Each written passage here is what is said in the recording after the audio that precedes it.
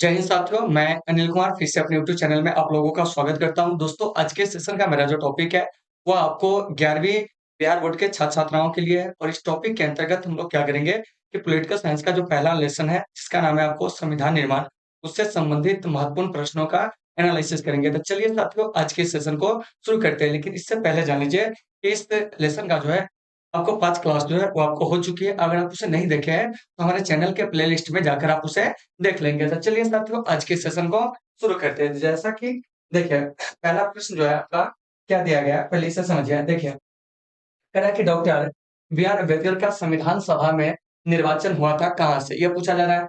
Option A कह रहा है पश्चिम बंगाल से, बंबई से, उसके बाद दे रहा है आपको तत्कालीन मध्य भारत से और उसके बाद दे रहा है आपको पूर्वी बंगाल से। क्या है?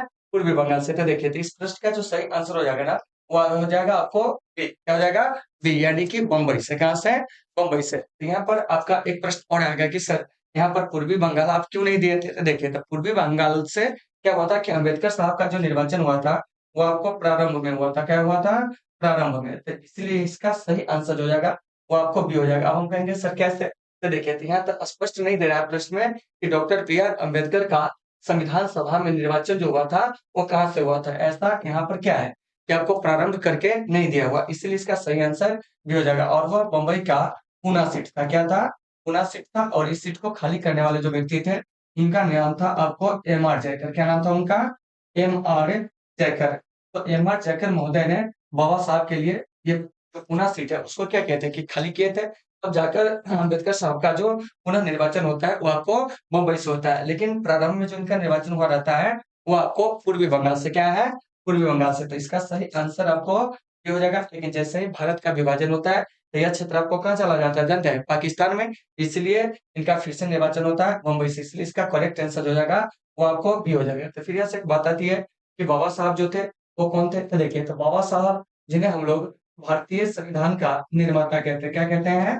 भारतीय संविधान का निर्माता या जनक है ये, ठीक है ना? तो भारतीय संविधान जो जनक है, क्या है? का जनक किन्हें कहा जाता है? तो क्या कहेंगे? जानते हैं? डॉक्टर बी आर अम्बेडकर साहब को। दूसरी बात क्या है कि बाबा साहब को हम लोग माहर का महात्मा भी कहते हैं। क्या कहते हैं?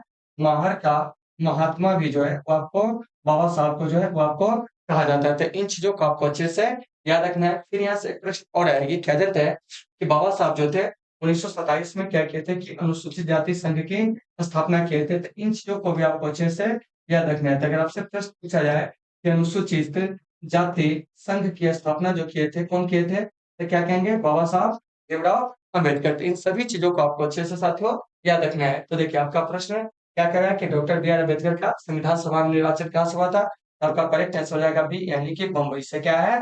बंबई से। लेकिन अगर इसी में पूछता प्रारंभ में, तो प्रारंभ में कहेंगे तो हो जाएगा आपको कहाँ से जानते हैं? पूर्वी बंगाल से। उम्मीद है कि सारे लोगों को ये जो प्रश्न होंगे समझ में आगे होंगे। चलिए, अब हम चलते हैं नेक्स्ट प्रश्न की ओर। हमारा जो नेक्स्ट प्रश्न है, वो क्या कह रहा है समझिएगा। देखिए क्या कह रहा है। कह रहा है कि संविधान सभा का चुनाव निम्न में से किस आधार पर हुआ था? तो देखिए, कह रहा है समान अधिकार, सर्व मताधिकार, सीमित मताधिकार, वर्गीय मताधिकार। तो इसका सही आंसर हो जाएगा डी, यानी कि वर्गीय मताधिकार। ठीक है ना? तो संविधान सभा में चुनाव हुआ था किनका?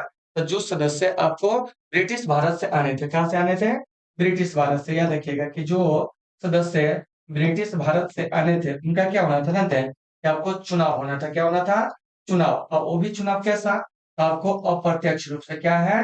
अप्रत्यक्ष रूप से क्या था कि आपको चुनाव होना था। तो इसमें आपको वर्गीय मताधिकार सिस्टम को क्या किया गया था कि आपको अपनाया गया था। और एक सदस्य जो थे, वह आपको 10 लाख की जनसंख्या पर क्या हुए थे कि आपको चुनकर आए थे। कितना?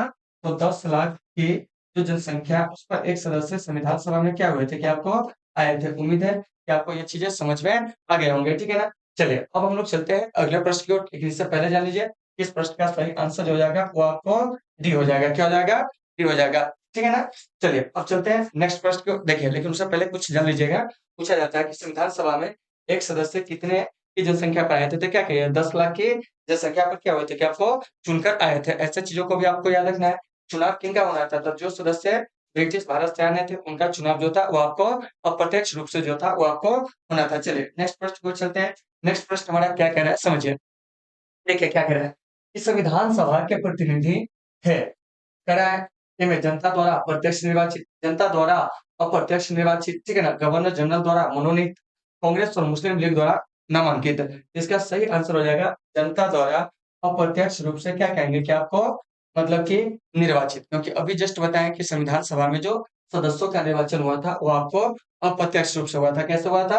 अप्रत्यक्ष रूप से। तो उम्मीद है कि आपको ये चीजें जो होंगे समझ में आ गए होंगे, ठीक है ना। अब चलिए अगले प्रश्न की ओर चलते हैं, ठीक है ना। अगला प्रश्न हमारा क्या कह रहा है, समझिएगा इसे। देखिए, कह रहा है कि संविधान सभा के संवैधानिक सलाहकार कौन थे? के मुंशी, वी.एन. राव, ठीक है ना। क्या है? वी.एन. राव। उसका बाद शरद चंद्र बोस, रफी अहमद किदवई।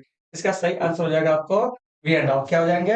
वी.एन. राव। तो वी.एन. राव को क्या होता है कि आपको 11 दिसंबर 1946 को क्या होता है, संविधान सभा के संवैधानिक सलाहकार जो थे वो आपको चुना गया था। तो ऐसे चीजों को भी आपको साथियों अच्छे से याद रखना है। फिर यहाँ से एक बात आती है कि संविधान सभा के जो संवैधानिक सलाहकार थे वो आपको वी.एन. राव थे। कौन थे? वी.एन. राव थे। और इसी दिन क्या होता है कि आपको डॉक्टर राजेंद्र प्रसाद को, किनको?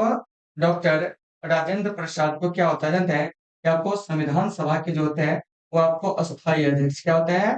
संविधान सभा के अस्थायी अध्यक्ष जो होते हैं वो आपको चुने जाते हैं। तो ऐसे चीजों को आपको अच्छे से याद रखना है। और डॉक्टर राजेंद्र प्रसाद जो होते हैं संविधान सभा के अस्थायी अध्यक्ष होते हैं या संविधान सभा के अध्यक्ष के, ये दोनों चलेगा, ठीक है ना। तो आपका प्रश्न कर रहा है कि संविधान सभा के संवैधानिक सलाहकार कौन थे? तो हमारा जो सही आंसर हो जाएगा वो हो जाएगा आपको वी.एन. राव। क्या हो जाएगा?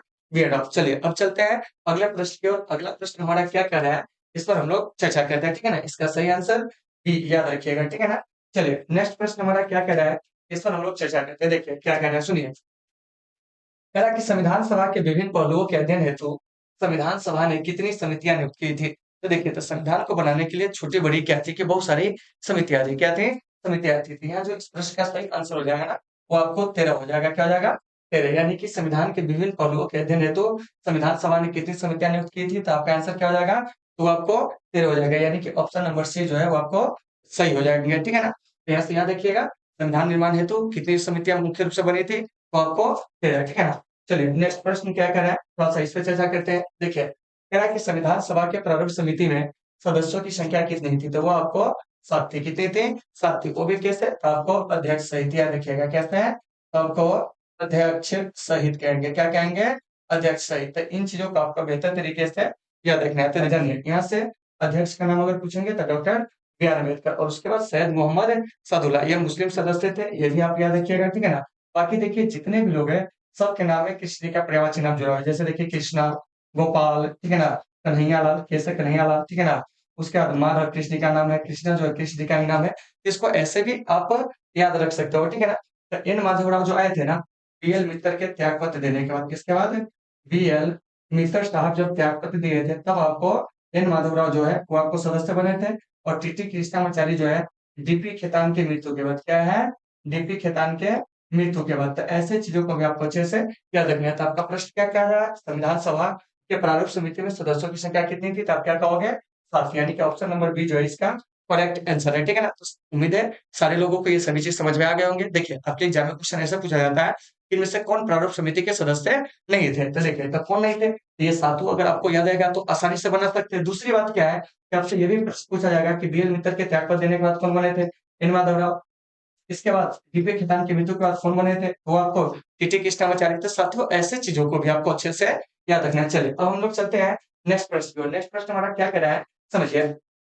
देखिए, कह रहा है कि निम्न में से कौन भारतीय संविधान की प्रारूपण समिति के सदस्य नहीं थे? देखिए जस्ट पूछ दिया। एन गोपाल स्वामी अयंगर थे, अलादी कृष्णा स्वामी अय्यर थे, डॉक्टर बी.आर. अम्बेडकर थे। यानी कि 3 नंबर ऑप्शन जो है आपको सही हो जाएगा। क्या जाता है कि डॉक्टर राजेंद्र प्रसाद प्रारूप समिति के सदस्य नहीं थे। तो इसलिए इसका सही आंसर क्या हो जाएगा? तो आपको डी हो जाएगा। तो देखिए ऐसे प्रश्न सभी आपके एग्जाम में आते हैं, तो आप इसे अच्छे से क्या करेंगे, देख लेंगे। चलिए नेक्स्ट प्रश्न चलते हैं। क्या है? देखिए सुनिए क्या कह रहा है। भारतीय संविधान सभा की संघीय शक्ति समिति के सदस्य जो थे नहीं थे। यह आपको नहीं नहीं होगा, ठीक है ना। क्या होगा? नहीं नहीं होगा, ठीक है ना। यहाँ से नहीं को हटा दीजिए। और यहाँ से प्रश्न में कुछ लोचा है, इसे समझिए क्या कह रहा है। भारतीय संविधान सभा की संघीय शक्ति समिति के, ठीक है ना, अध्यक्ष होगा। क्या होगा? अध्यक्ष थे कौन? तो संघीय शक्ति समिति के जो अध्यक्ष थे ना साथियों, वह आपको पंडित जवाहरलाल नेहरू थे। तो इसलिए इसका सही आंसर जो हो जाएगा वो आपको डी हो जाएगा। यानी कि संघीय शक्ति समिति के अध्यक्ष पूछेंगे तो कौन? तो आपको पंडित जवाहरलाल नेहरू, सरदार वल्लभ भाई पटेल, आप कहेंगे प्रांतीय संविधान समिति। क्या कहेंगे? प्रांतीय संविधान क्या है?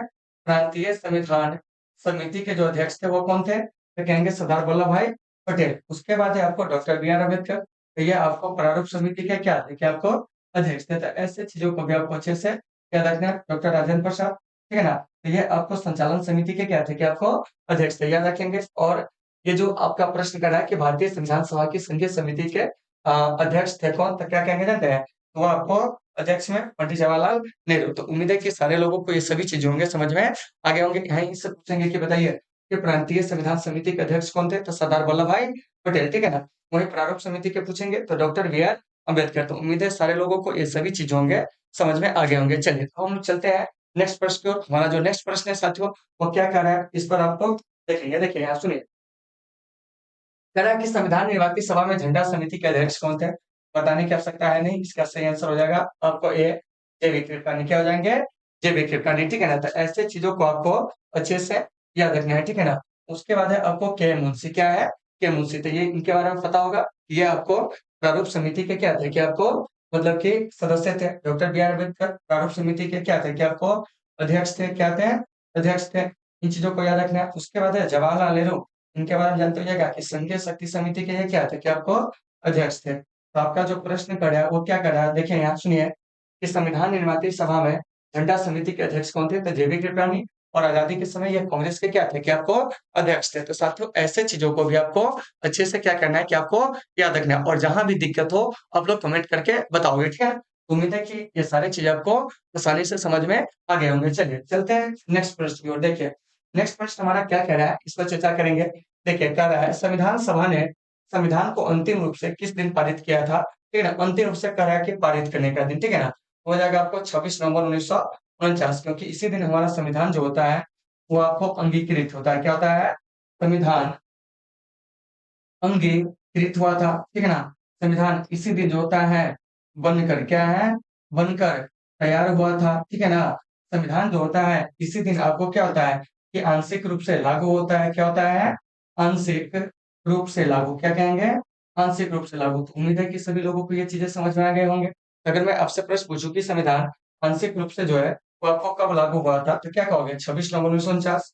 संविधान अंगीकृत क्यों हुआ था? मतलब कब हुआ था? 26 नवंबर 1949। बनकर तैयार कब हुआ था? 26 नवंबर 1949। आंशिक रूप से लागू कब हुआ था? 26 नवंबर 1949। तो इस प्रश्न का सही आंसर जो हो जाएगा ना वो आपको सी हो जाएगा। उम्मीद है समझ गए होइएगा, ठीक है ना। अगर कहीं से दिक्कत होती है तो आप लोग कमेंट करके बताओगे, ठीक है ना। फिर हम आपको जो भी आपकी समस्या होगी सारी समस्या का हम समाधान करेंगे। चलिए साथियों चलते हैं नेक्स्ट प्रश्न की ओर। देखिए नेक्स्ट प्रश्न हमारा क्या कह रहा है, ठीक है ना। आप लोग इसे पहले बढ़िया से देख लीजिए, ठीक है ना। क्या कह रहा है कि संविधान सभा अंतिम रूप से किस दिन आखिरी बार मिली थी? मतलब कि संविधान सभा की जो अंतिम बैठक है वह आपको कब हुई थी यह पूछा जा रहा है। तो देखिए यहाँ पे थोड़ा सा ध्यान दीजिएगा। कह रहा है कि संविधान सभा अंतिम रूप से किस दिन आखिरी बार मिली थी, नहीं यही पूछा जा रहा है। तो इसका सही आंसर हो जाएगा 24 जनवरी 1950, क्योंकि इसी दिन संविधान क्या हुआ था जानते हैं? कि आपको मतलब कि अंतिम रूप से संविधान सभा के जो लोग थे वो आपको मिले थे। और संविधान पर इसी दिन 284 सदस्यों ने क्या किया था कि आपको हस्ताक्षर किया था। इस प्रश्न का सही आंसर हो जाएगा आपको सी, ठीक है ना। यहाँ से कभी कभी यह भी पूछा जाएगा कि संविधान सभा अंतिम रूप से किस दिन मिली थी? तो 26 जनवरी 1950 को संविधान सभा के अंतिम बैठक में कितने लोग उपस्थित हुए थे? 284 लोग। तो इन सभी चीजों का साथियों आपको अच्छे से याद रखना है, ठीक है ना। 25 जनवरी 1950 का एक डेट यहाँ पे दिया हुआ है। तो इस दिन जो होता है वो आपको चुनाव आयोग का क्या होता है कि आपको गठन होता है। क्या होता है? चुनाव आयोग का क्या होता है कि आपको गठन होता है। तो इन चीजों को अच्छे से याद रखना है। उसके बाद है आपको 26 नवंबर 1949, इस दिन जो है संविधान आंशिक रूप से क्या हुआ था कि आपको लागू हुआ था। कैसे लागू हुआ था? आंशिक रूप से संविधान लागू होता है कब जानते हैं? तो 26 नवंबर 1949 को। तो साथियों इन सभी चीजों को आपको बेहतर तरीके से याद रखना है, ठीक है ना। इसका सही आंसर आपको सी हो जाएगा। चलिए चलते हैं नेक्स्ट प्रश्न। नेक्स्ट प्रश्न हमारा क्या कह रहा है सुनिए, संविधान सभा के कितने उपस्थित सदस्यों ने संविधान पर हस्ताक्षर किए थे? जस्ट अभी बताया कितना? तो आपको 284। तो संविधान सभा के लोग जो है आपको आखिरी बार कब मिले थे? तो 24 जनवरी 1950 को, यानी कि संविधान सभा की अंतिम बैठक जो है 24 जनवरी 1950 को हुई थी। और इस दिन इस पर क्या हुआ था कि 284 सदस्यों ने क्या किए थे? हस्ताक्षर किए थे। तो इस प्रश्न का सही आंसर हो जाएगा वो आपको बी हो जाएगा। उम्मीद है सारे लोग इसे समझ गए होंगे। चलिए चलते हैं नेक्स्ट प्रश्न की ओर, ठीक है ना। देखिए कह रहा कि संविधान को 26 जनवरी के दिन लागू करने का निर्णय इसलिए लिया गया क्योंकि इस दिन क्या हुआ था।